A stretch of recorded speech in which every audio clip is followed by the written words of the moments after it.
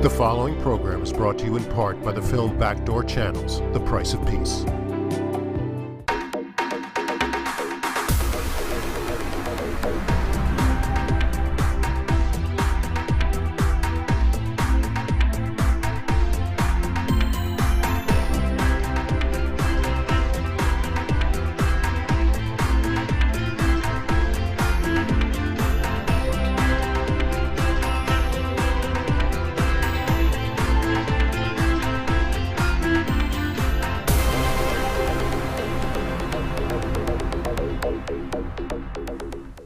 Welcome to another Leon Charney report. We're talking to you from Tel Aviv, Israel, where suicidal bombings take place.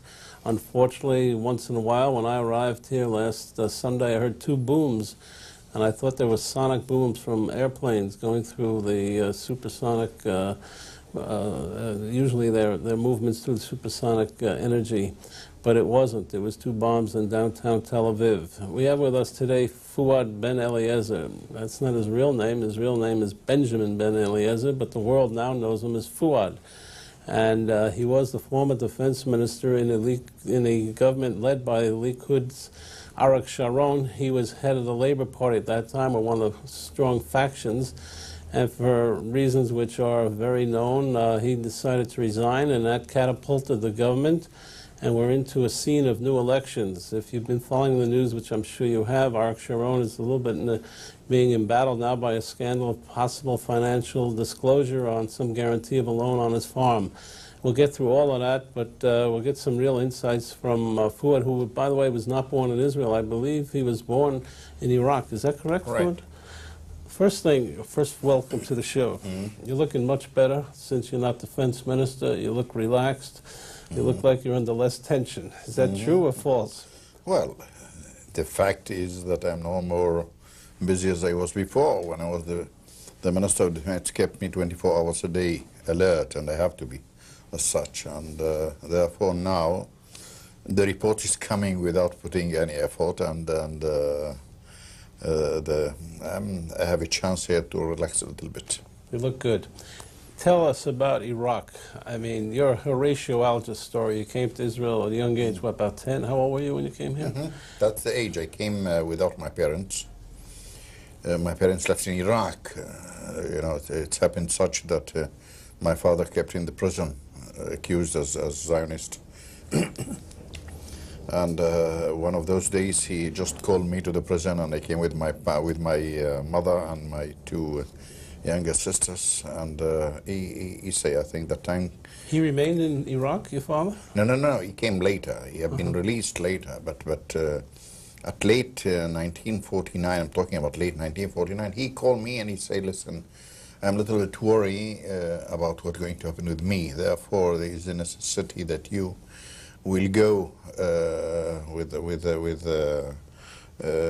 to Israel somehow underground, and be there at least to keep the name family, okay?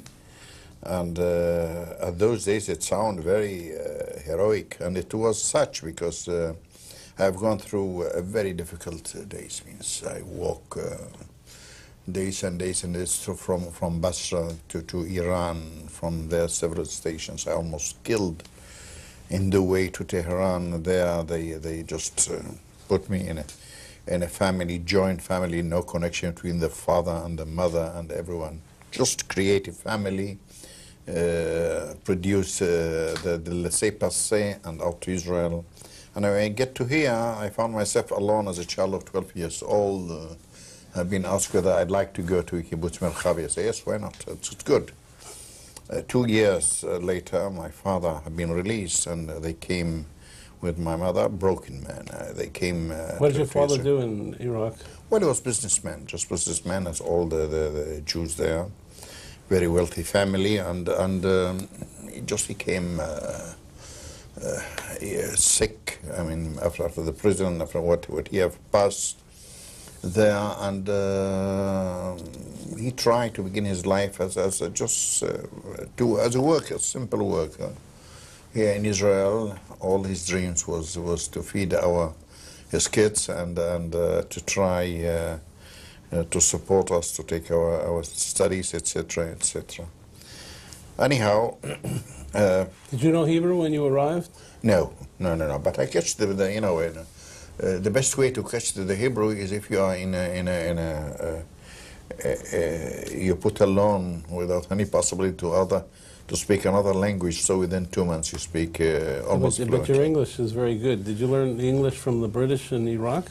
No, that's not the case. When I, in 1990, in 1970, I was sent by the Israeli Minister of Defense to Singapore to establish the Singapore Command and Staff College. Before that, I used to be a company battalion, a CEO of a commando battalion. I was wounded, and as such, they offered me this offer to go to there, and I took it. To be in Singapore almost 2 years, you have to catch the English. No, but it's really very good English. All right, so you came here, you were 12 years old, you're really without a family, and you rise to become the defense minister of Israel. That's a hell of a story. And I remember way back, we know each other from a party called Yachad. You were number 2 with Ezer Weitzman. You were on the list there. And for full disclosure, I'm a very close friend of Weitzman, as many of you know, so I know Fuad way back then. How'd you get the name Fuad, by the way? I bonus Fuad. No, it's not a joke. I bonus Fuad. And when I came here to the country, I was adopted by family in Merchavia. And in Merchavia, I suddenly found myself the youngest there. As the youngest is Benjamin. So they call me Benjamin. But still, as you know, that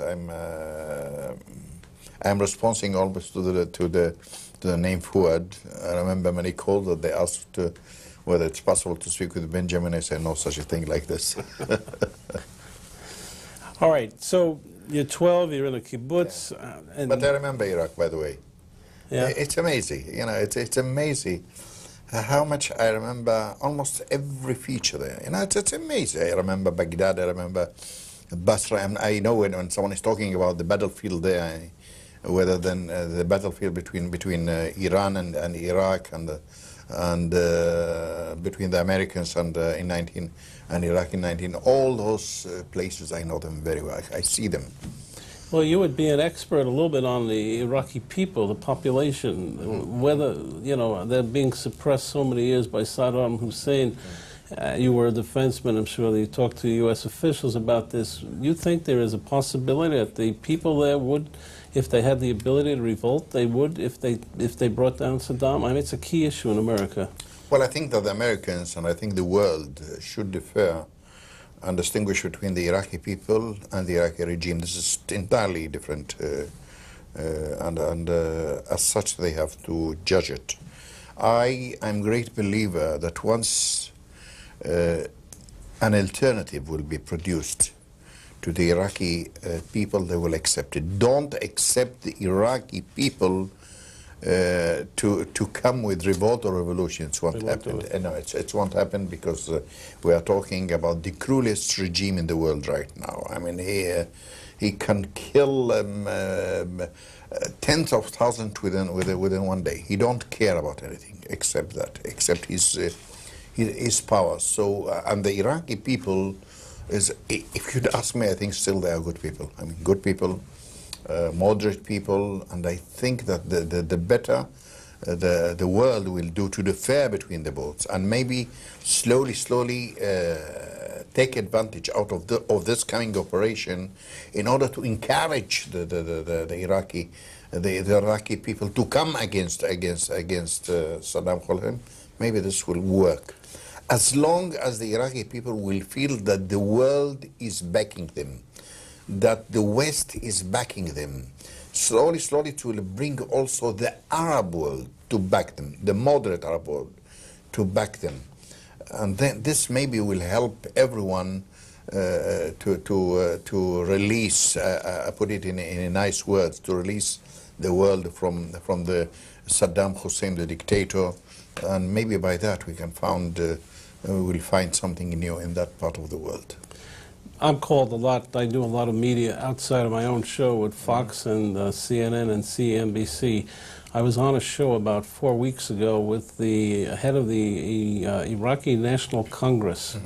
These are expatriates who are trying to form these organizations. They don't work. I don't think it's work. Listen, something have to I know all this element. I read about them a lot. I know some of them. I don't think that you should be there to understand how things is going there. It's not that easy. It's not that easy. I mean, we are talking in terms of a nation that live with the fear, with you know, the possibility that every second someone will knock on your door and just destroy you. So it's not that easy. It's not that easy. I can't recognize right now a leadership that have courage enough to come out with something and to say, we are here and let's lead a revolution. I can't, you know, I don't recognize something like this seriously, okay? So the only thing that have to be done is this coming operation by the Americans, and I think it's must. It's must not only for the purpose to guarantee the Western strategic values. No, not only that, and it's important because you should understand we are talking in terms of oil producers there, that part of the world. The stability of Saudi, Kuwait, and other countries. Stability of Egypt, Jordan, from different reasons, okay? But this have to be. But I think that the second angle, this have to be, Americans have to teach the world a lesson, and lesson have to be drawn there, that any country that behave like Saddam Hussein or will host elements such as terrorists or revolutionary elements that aim to destroy and to kill and to bring to damage to any society. This have to be destroyed. This is the lesson. That's what important. No mercy in that. You have to understand. No mercy. What's happened in the 11th of September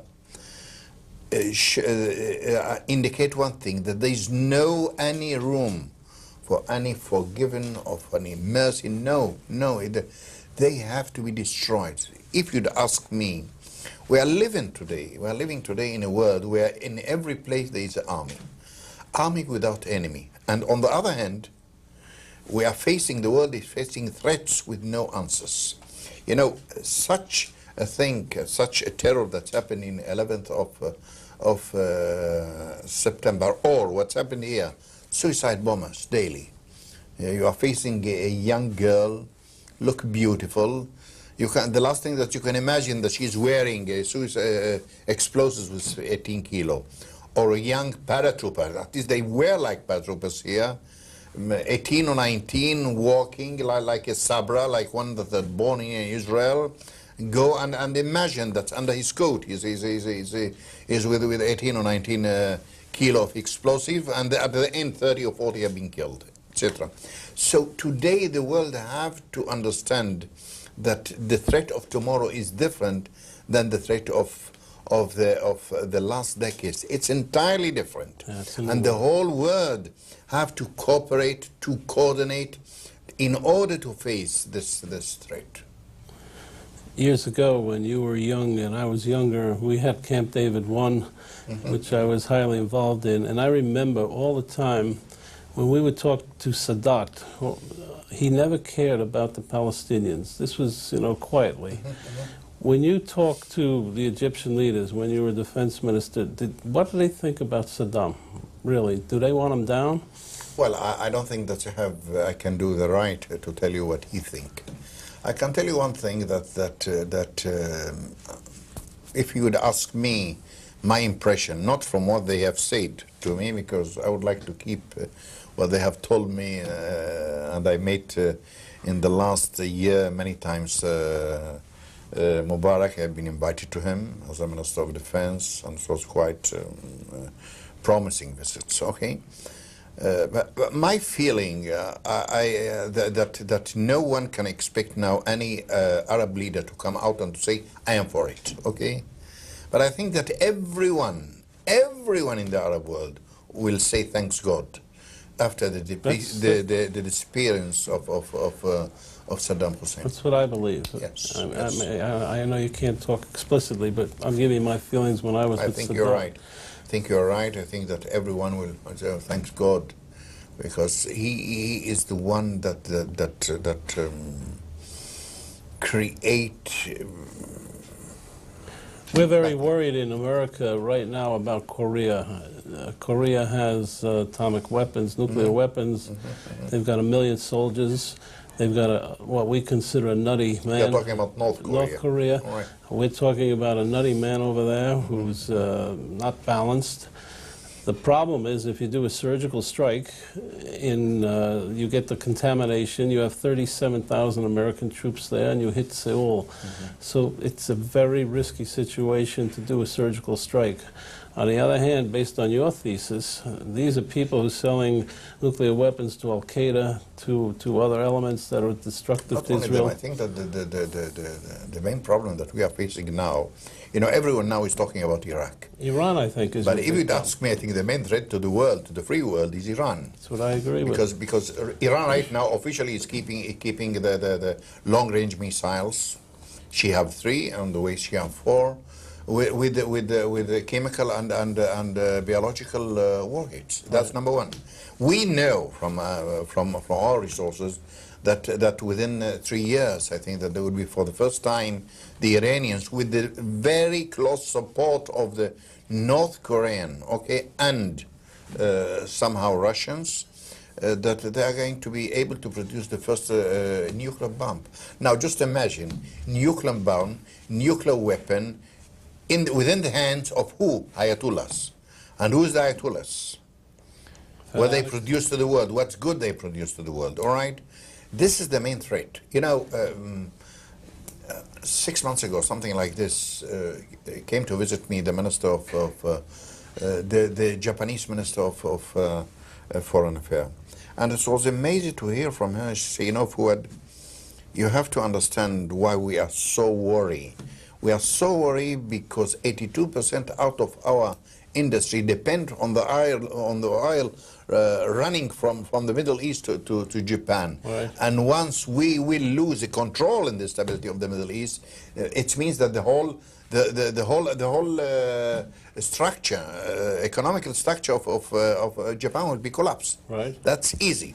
So you have to understand that today, fighting against Iraq, fighting against Iran, or warning Iran. What's important with the war against Iraq, that if this will be successful one, maybe this will save the next to Iran and maybe the next to Syria, because they are hosting so many anti-elements. We know at least 29 organizations of terror organizations there in Damascus itself.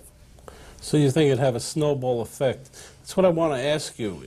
Basically, as a citizen of Israel and a former defense minister, in the long run, you think it is wise for the United States to go into Iraq? And how does it benefit Israel? Does it benefit Israel? Well, let me be, first of all, it will benefit the world. That I understand. Well, it will benefit the world, it will benefit the United States, it will benefit the free world, and it will give a lesson to everyone. America now is talking about the consequences of what happened in the 11th of September. We live with that for the last 4 or 5 decades. We live with that. We're born with that. We are fighting in such a war since I remember myself until now. It's just amazing. But I'm it's impossible to say that I'm happy. But at least at the end, what's happened in the 11th of September will bring the world to awake from this dream and just understand what is the reality of the threats of tomorrow. I was here during the Gulf War. We filmed it. Were you in the Army then? I don't remember. Where were you during the Gulf War? Oh, you were out? No. The Gulf War, I was to be member of Parliament. Member of Parliament. I think to be, I was not the head, is in the Defense and Security Committee in the Parliament. Okay, so we had traveled. I've been in Saudi Arabia, Bahrain, and then here. And I was here when Eagleberger came to visit Shamir, and Eagleberger said, you know what, George Bush Sr. wants you to take the first hit. You remember that very clearly. I've interviewed Shamir on this many times. He told me, obviously, it was one of the toughest decisions he ever made. Are Israelis prepared today for the possibility of Iraq giving them some kind of, some missiles or some scudding? Are they prepared? Of course, better than any time before. This I know from the time that at least 2 months ago, when I quit as a Minister of Defense, I know that we draw all our lessons. Good. Yes, that's number one. I think that today Israel is prepared more than ever, defensively and offensively. I think that the Air Force, the Israeli Air Force, is more than ready. And I know that the Iraqis know that very well. They know that we have the right to response. And no one in the world can take it just like this, that Israel of today will be hit by non-conventional missile and Israel will kept quiet. No, this will not happen. All right, we're going to cut for a break. We'll come right back. He's a fascinating man, Fuad, and very well informed, and he gives some comfort to the people in the United States who are worried, especially about Israel. I think the Israelis are well prepared for it. When I'm in the street and I talk to everybody, I don't sense some great apprehension here. They want to get this war over with or something and go on further. Anyway, we'll be right back with Fuad. In modern Middle East history, only one peace treaty has stood the test of time, the 1978 Camp David Accord. In the new documentary film, Backdoor Channels, The Price of Peace, learn the true story behind the greatest diplomatic achievement of our time and its lessons for the future. The price of peace is very high. To have this courageous man and my close friend killed. Winner of the Telly Award for Best Cultural Program. Now available at select stores including Barnes & Noble and online at Amazon.com. Now get the book the hit movie was based on, Leon Charney's Backdoor Channels. Learn about the Backdoor Channel negotiations that led to the historic 1978 Israeli-Egyptian peace treaty. Become a witness to history and order Backdoor Channels online at Amazon or Barnes & Noble. Also available at all other retailers and booksellers. Or download the audiobook at iTunes or Audible.com. Relive history. Order Backdoor Channels.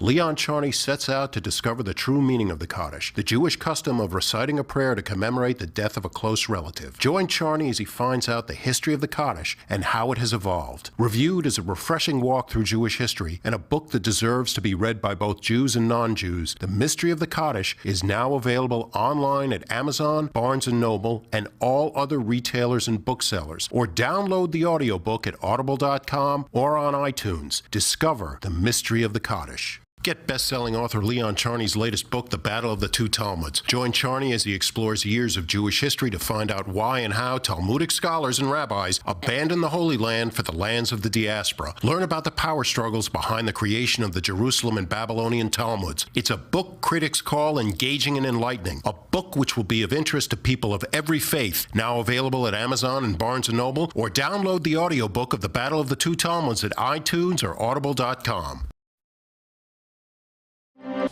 We're back. I'm Leon Charney talking to you from Tel Aviv, Israel, and it looks really serene today. The weather is beautiful. It's in January. It's about 72 degrees.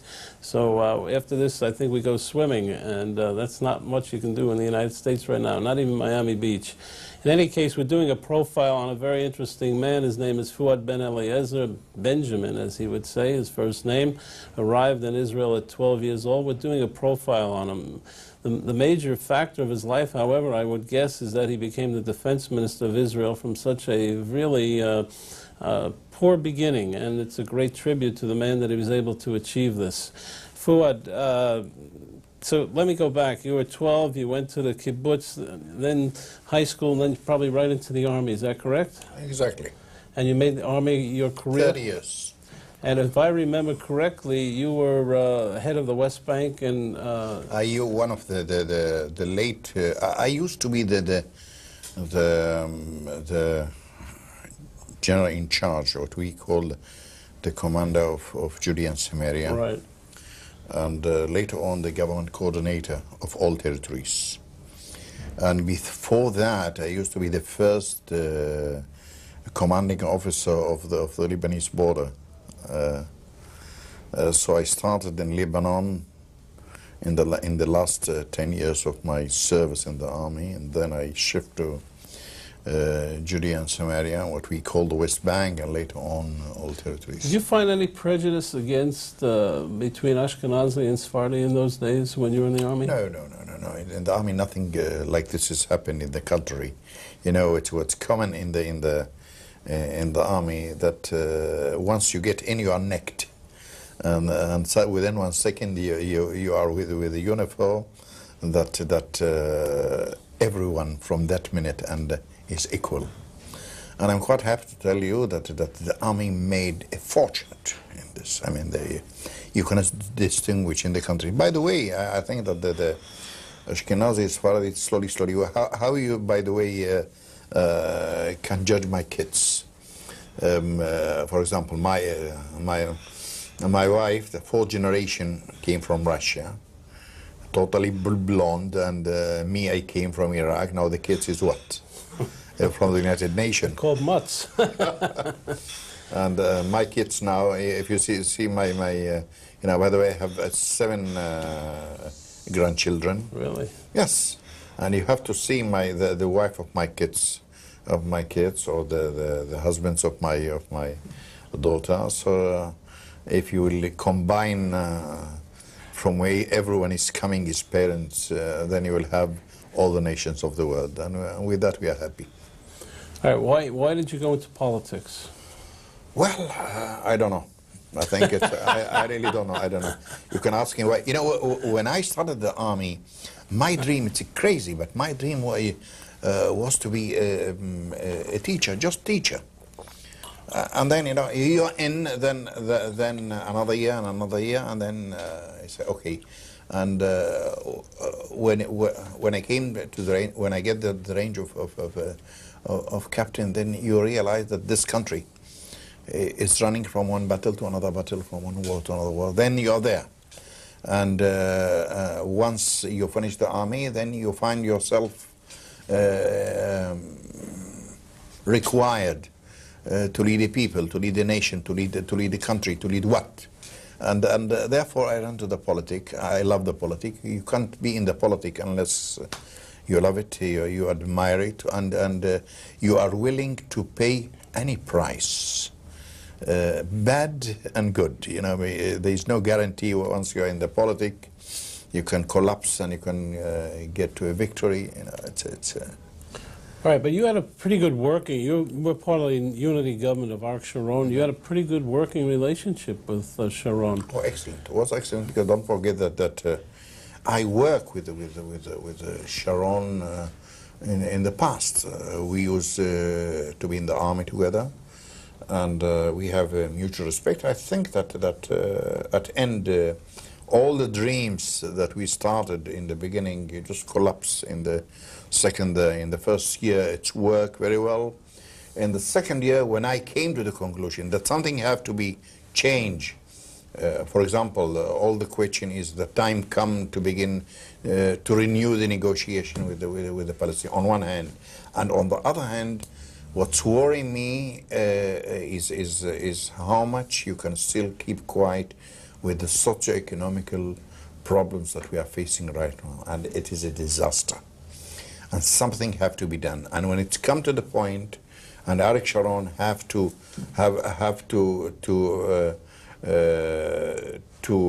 decide what is his alternative, to continue to feed the settlers, or to help the poor people, or to help those who are seeking to live he preferred to the settlers, and that's bring me to a point that where I have to resign. As at those days, I used to be the leader of the Labour Party, and do you believe that Sharon can, because of his political makeup, make a decision like that, that he can resume negotiations? You sat in a cabinet with a fellow named Uzi Landau. It's a pretty hardliner. You sat with all the hardliners, the F.A. Tom, who I interviewed. I think Leon, the question is very simple. He have to be asked, because I'll tell you one thing.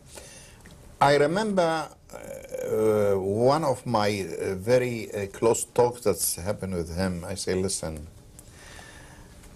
in 1977, Menachem Begin had to decide which door to close, the door of his own belief or the door of the whole world.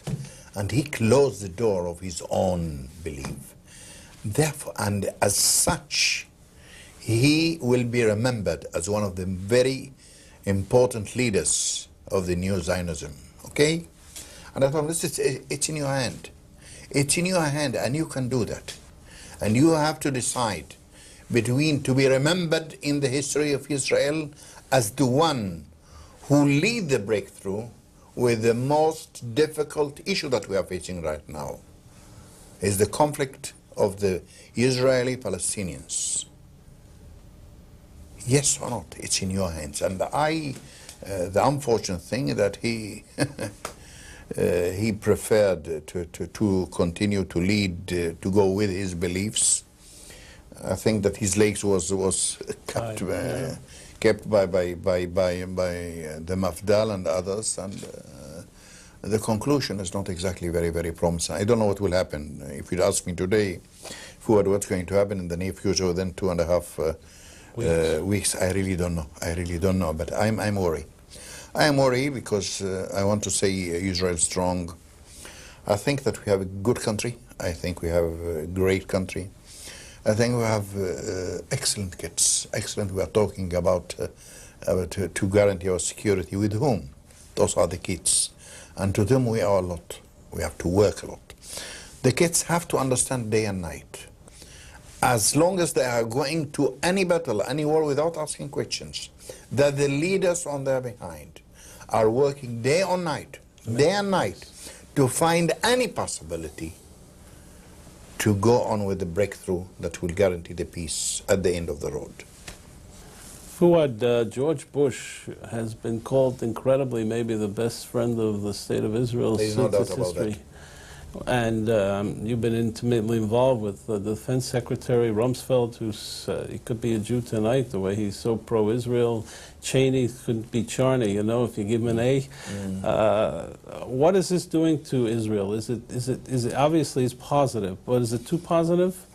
Well, listen, first of all, I can tell you as a Minister of Defense and as a man that's living here as a father and grandfather, we are thankful to America and to the administration. I think I want you to know that we are really admiring this administration for the special, I would say, behavior to Israel, especially at today's days. No complaints. I know the administration and all the Pentagon. And I can tell you that the level of the talks and the exchange of views and the cooperation between the Minister of Defense and the Pentagon is more than excellent. It's excellent.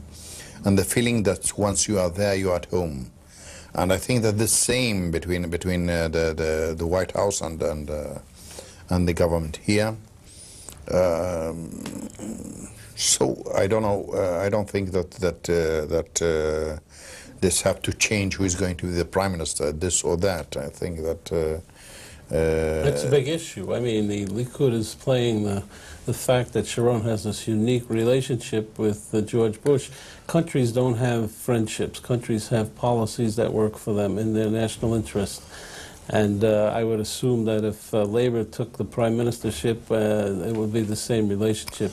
Well, listen, of course, the personal contacts between the leaders is important, and the relations is very important. I remember the days when Clinton was in power.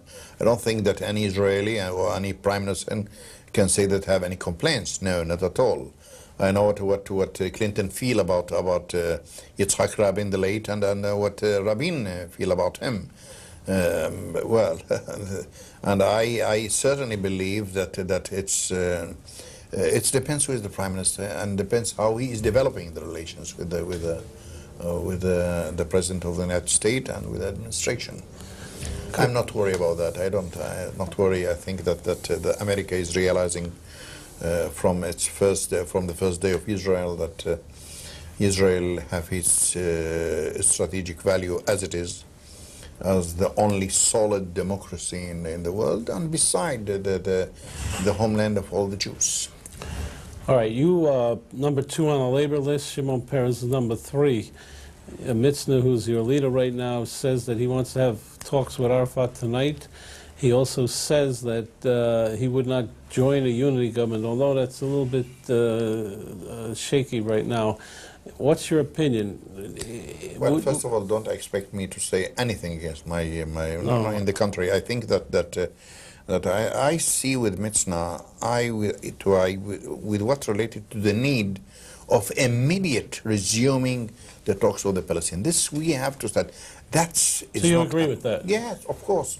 We have to resume the talks from today until tomorrow. I mean, I have promised every place and everywhere, if we will get back to the government, the first thing that we will do is to do that. I will tell you another reason.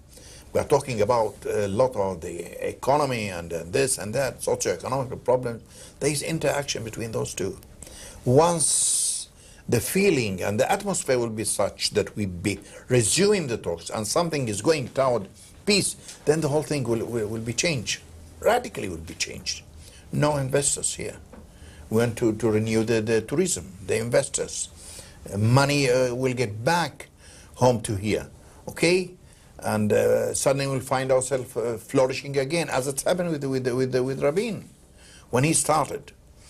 So I am with him. With what related to that, I am with him. Well, there is changes of views where Arafat is relevant, not relevant. I think that yesterday even Mr. say that from the last days he do realize that Arafat is no more relevant or something like that. But the question is not Arafat. The question is whether the coming Israeli leader is going to produce to the world a plan. Say, that's my plan, and with that I'm going to begin. If this will happen, there are great leaders and good leaders in the Palestinian side that will come and say, we are ready for that. Not necessarily Arafat. Arafat have to be excluded. From my opinion, give him any title he want. President, whatever. Leave him aside, ignore him, and let go and work with those who are really worried about the future of the Palestinians. And there are a lot. The list is very long, from Abu Az and Abu Allah, Dakhlan, Jibril, all those are candidates that I can't say that they are exactly Zionists, no. but I think that they are more realistic than a man that's sitting there and holding everything in his hand, committed only to the past. And day and night he's running with the song, The Right of Return. Leon Charney, The Right of Return is the end of Israel, that's it. Some elements of those to whom I have said, they realize that. They know that if we want to deal with Israel, once for all we have to forget the phrase of the right of return. Right of return to the Palestine, not to Israel. Do you believe that, I painted this scenario, you tell me if I'm correct. I was asked by Fox News, which is an international news service, I'm sure you've been on them, to wrap up the Middle East and look at next year for them. And this was my scenario. A, that George Bush or the United States would go into Iraq, would be a very quick deal, that Israel would safe safeguard itself in their defense capacities. They were not allowed, like you said before, to be overwhelmed by any missiles, etc. And then when the war is over, Bush would come back to Israel and say, you know what, you guys have to give up some of these settlements. We got to get a plan on the table. Well, I don't think that there is any other alternative. I don't want to interfere here. But I think that today, when you want to talk about stability in the Middle East, you cannot ignore the major factor of that is the Israeli-Palestinian conflict. Is the conflict that endangering the whole thing. The main element that escalating the whole situation within the Iranians, within Hezbollah, and within the Palestinians themselves.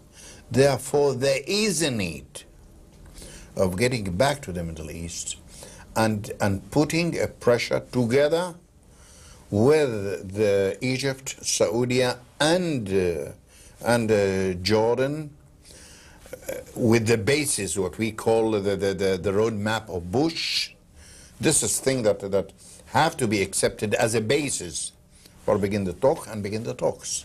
Well, Sharon made what he thought was a courageous statement to Likud. He said he's in favor of a Palestinian state. Yeah, he never defined it. Yeah, that's the question. I'm in favor also, but you have to differ between his favor and my favor. Okay, in favor of 42% is not in favor.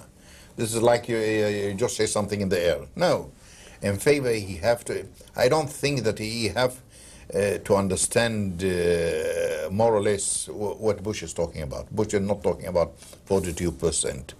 And I can tell you now, as one who most of my life I spent in the military and security, for the security of Israel, the sooner that they will find a solution that will separate us from the Palestinians, the quicker we do that, the better for the security of Israel. Can you do that by fence? Fence is part of the game. Fence is something technically. I want to do that with agreement. I want to do that with agreement that will put an end to all the demands and to the conflict. If this will happen, then any price is worthwhile. In modern Middle East history, only one peace treaty has stood the test of time, the 1978 Camp David Accord. In the new documentary film, Backdoor Channels, The Price of Peace, learn the true story behind the greatest diplomatic achievement of our time and its lessons for the future. The price of peace is very high to have this courageous man and my close friend killed. Winner of the Telly Award for Best Cultural Program. Now available at select stores including Barnes & Noble and online at Amazon.com.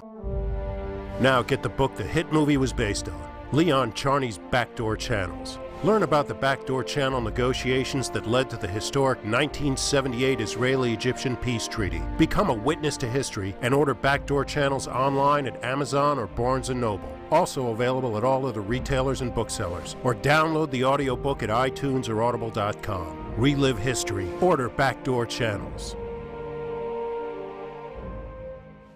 Leon Charney sets out to discover the true meaning of the Kaddish, the Jewish custom of reciting a prayer to commemorate the death of a close relative. Join Charney as he finds out the history of the Kaddish and how it has evolved. Reviewed as a refreshing walk through Jewish history and a book that deserves to be read by both Jews and non-Jews, The Mystery of the Kaddish is now available online at Amazon, Barnes & Noble, and all other retailers and booksellers. Or download the audiobook at Audible.com or on iTunes. Discover the mystery of the Kaddish. Get best-selling author Leon Charney's latest book, The Battle of the Two Talmuds. Join Charney as he explores years of Jewish history to find out why and how Talmudic scholars and rabbis abandoned the Holy Land for the lands of the diaspora. Learn about the power struggles behind the creation of the Jerusalem and Babylonian Talmuds. It's a book critics call engaging and enlightening. A book which will be of interest to people of every faith. Now available at Amazon and Barnes & Noble, or download the audiobook of The Battle of the Two Talmuds at iTunes or Audible.com. What's this thing you always hear, and you hear it more than anybody in the world, do you trust the Arabs? That's always the question. How many times have you heard that? Well, listen, first of all, When you are living in the last 100 years, running from one conflict to another conflict, and bloodshed is running from both sides, there is no question of to believe or not to believe, to trust or not trust. I think we have to work very, very hard in order to put the bloodshed to some end. That's it. And slowly, slowly, the people have to get to learn how to live together. I used to say more than one time, there is no existence without coexistence. And you have to understand that, to live with that. And slowly, slowly, if not me, at least my kids or my grandkids can taste the taste of peace and live together. Don't forget one thing. I told that to Mubarak last time when I saw him. I said, listen, with all the pleasure to you, Mr. President, and I really respect him very much, Egypt is there and we are here. And Jordan is there and we are here. And I hope that when time comes, we'll find a solution to Syria, which she is there as well, and we are, but with the Palestinians, we are here and they are here. And there are two mixed people within one piece of land. And this have to be cut somehow to a separation. Separation with agreement. What causes suicide bombers, according to your records and your intelligence? Well, I think frustration, indoctrination, and cruel hearts of leadership that encourage Clergy. encouraging kids and good kids. You know, 6 months ago or something like this, in one of the discussions I say, stop engines, now I want to go to the prison and I want to face those kids. I want to speak with them. Yes, and that's what I did. You know, at those days we kept almost 140 suicide bombers, suicide shooters. And I'm going, a nice girl and then a nice boy. What worries me is why? Why? That's what I'm asking. What's beyond it? What then? Then you know, the girl that I spoke with is amazing. She's after PhD and she's graduated of the university in Bethlehem. So what bring you to there? Well, again, it's frustration. It's living with no hope, and feeling that I'm taking a part of this revolution, etc., etc. You need, for that, you need the cruelest leaders to send those kids to a death. Is it a fact, everybody talks about it, that Saddam Hussein was paying off these families? Of course, there's no... this, I know that. I can even, if you would know, to bring you a picture of those checks, Iraqi checks as well. He's paying every family, and indirectly is even financing some of the armaments. I don't know how much, but he's doing that, as the Iranians doing it. I'm again telling you that I'm already from the Iranian connection, not less than the Iraqi connection. Do you know if there's really proof that the Iraqis have been funding Al-Qaeda, or you have no idea? I don't know. This I really don't know. But I want to wonder what you call the Zelbadrek. 9/11 obviously changed the world, as you said before.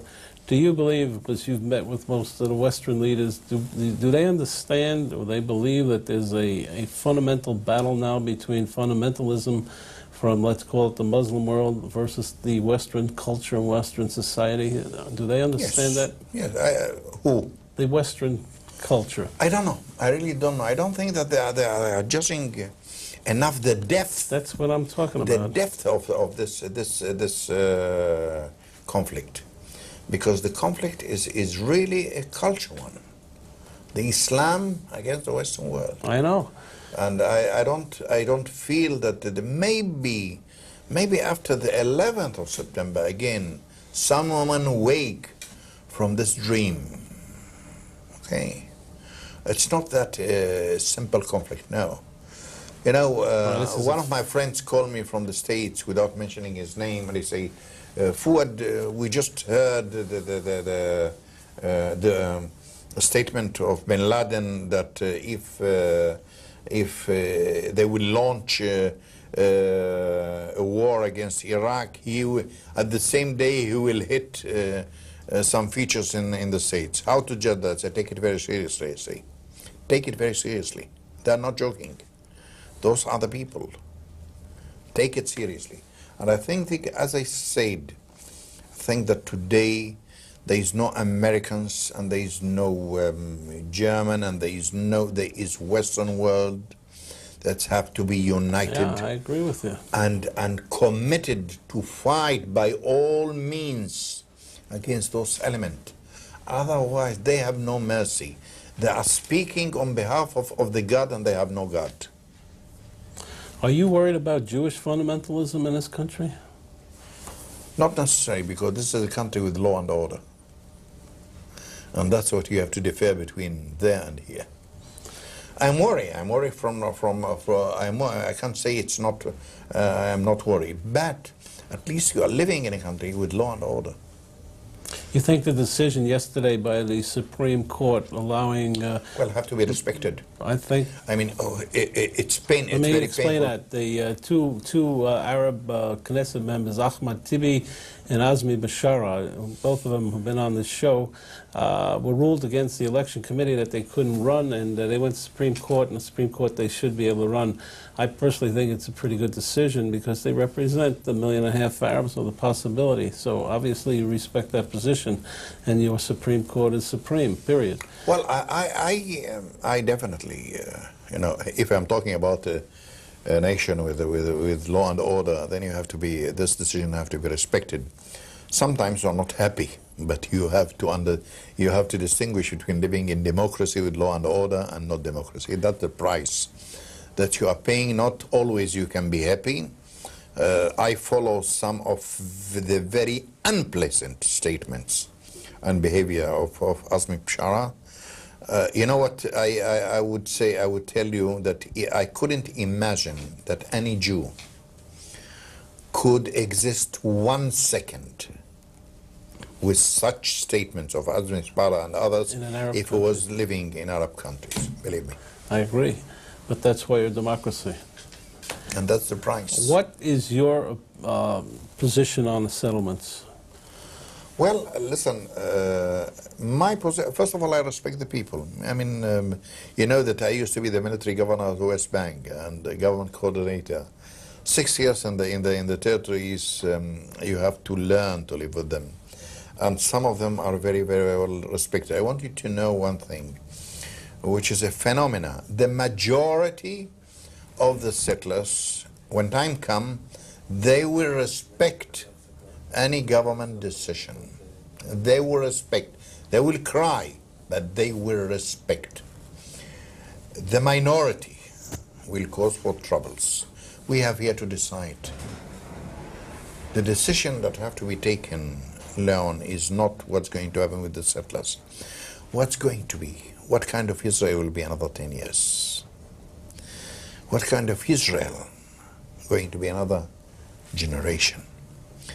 And because of that, a tough and dramatic decisions have to be taken, and the sooner is the better. So far, all governments just ignore such importance of such a decision. They left it from left and from right. They never face the problem and take a decision. That's true. Now it's time come to take decision. You cannot play any game anymore. Do you think Israel should have a constitution? Well, I'm not against constitution, but I want always, you know, I'm a military man, and you know, military men, when they shoot against you from 14 places, you have to decide to where you concentrate all your fire. You can't respond to all of them and to remain alive. You have to concentrate all your power against one place that will guarantee the collapse of the whole thing. And that's what I'm trying to say.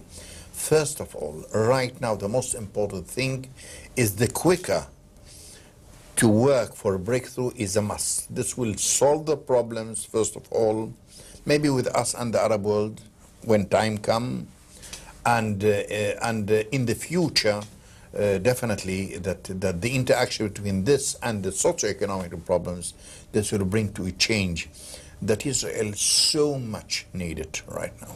All right, my final question, Fuad. I'll let you go back to the campaign trail. Are you satisfied with the relationship we have with Egypt today? Yes, of course, yes. You know, I was invited last 6 months twice by President Mubarak, and I'm more than happy about that. You know, there is misunderstanding. Sometimes our people think that you have a peace with Egypt means that within one day they have to be not Zionist, more than Zionist. It's not work like this. There is always mutual interest, and every one of us do not like to go and to try to understand that Mubarak, for example, is the leader of the Arab world. And you cannot expect Mubarak tomorrow to give statements only for the existence of Israel without touching the problems of the Palestinians and others. But, you know, me as a man who used to be the Minister of Defense, I want to go through this question, start, you know, with the line of whether the security problems of Israel now is better or bad before the agreement. And I think that the fact that we know that there is no any threat from this front, of the Egyptian front, in the country. You are living, I would say, with the people that recognize your existence. There are differences of views, but you can get in, you can get out. The feeling is that the people are willing to help you, to support you, no ignoring anymore your existence. They even admire your power, your capacity, and I think that all what we have to do is to try to understand that there is no 100% peace with hugs and kisses. Here in this country, between 5 million Jews, we can do that. You cannot accept the Egyptians tomorrow morning to come and to jump and to kiss us. Well, they have their own problems. They are suffering from problems. You know that they're not less than me. The internal problems there is something that put a lot of pressure on Mubarak. I'm not representing him, but if you ask me again whether I am happy, yes, the answer is positive. Fuad, good luck. Thank you. Nice to see you again. And your story is encouraging for a lot of people. It's a great story. Brava. We'll see you next week with another interview from some personalities in Israel, and we'll monitor the selection scene, which is always very interesting. I think the best business in this hotel, by the way, will be they rented about 7 floors of different communications networks who are coming here to check the election and possibility of a war. We'll see you next week.